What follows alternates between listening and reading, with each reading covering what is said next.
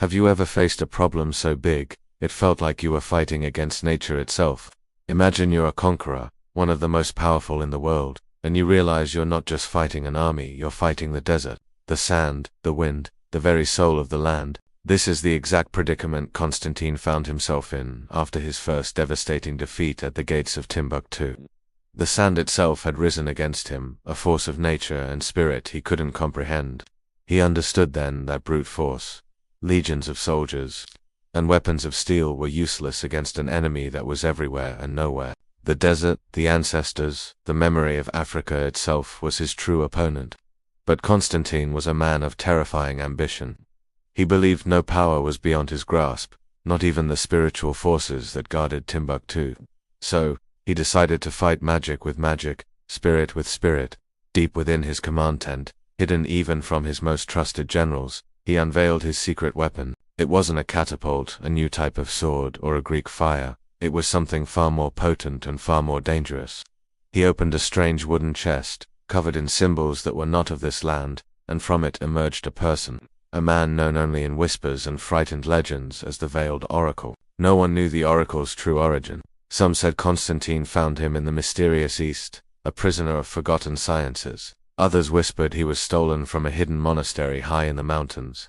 A few even claimed he wasn't born of this world, but was a living embodiment of a gift that humanity was never meant to possess. But all the stories agreed on one chilling fact. The Veiled Oracle could see things that were meant to remain unseen. He could perceive the invisible world, the currents of energy, the echoes of history.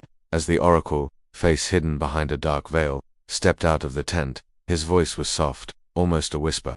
Yet it carried an eerie power that silenced the wind. "The desert obeys balance," he said. "I can show you where that balance is weakest." He claimed he could locate the secret entrances to the underground tunnels of the Guardians, predict their ancient rituals, and even sense the exact location of the sacred scrolls that held Timbuktu's power.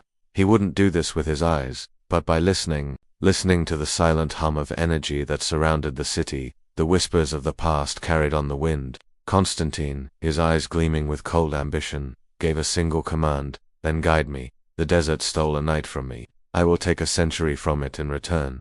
He was blinded by his desire for conquest, completely unaware of the true danger he was unleashing. Using a man who could hear the voices of history itself was like playing with a fire that could consume the world. The moment the Oracle stepped onto the dunes, the very atmosphere changed. The wind, which had howled defiance, now seemed to pull inward, drawn to him. The sand at his feet didn't blow away.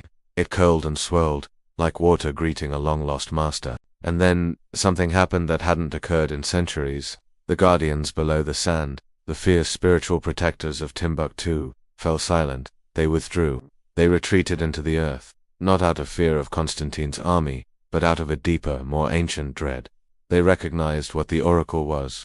He wasn't just a soldier or a sorcerer. He was a paradox, a living key that could unlock the fundamental rules of reality, breaking the sacred laws that protected the spiritual world from the physical. With the Guardians forced into silence, the path to Timbuktu was suddenly wide open. Constantine's army could now march forward, unopposed by the desert's magic. But high above, unseen by the mortals below, the Sky Chiefs had been watching. They were the celestial guardians, the overseers of cosmic balance. They knew this wasn't just another invasion. This was an existential threat. The presence of the Oracle threatened to shatter the very fabric that separated the world of gods from the world of men. The balance of everything was about to break. And so, the Sky Chiefs prepared to descend, not in whispers, not with omens, but in their full, terrifying glory. The real war was just beginning.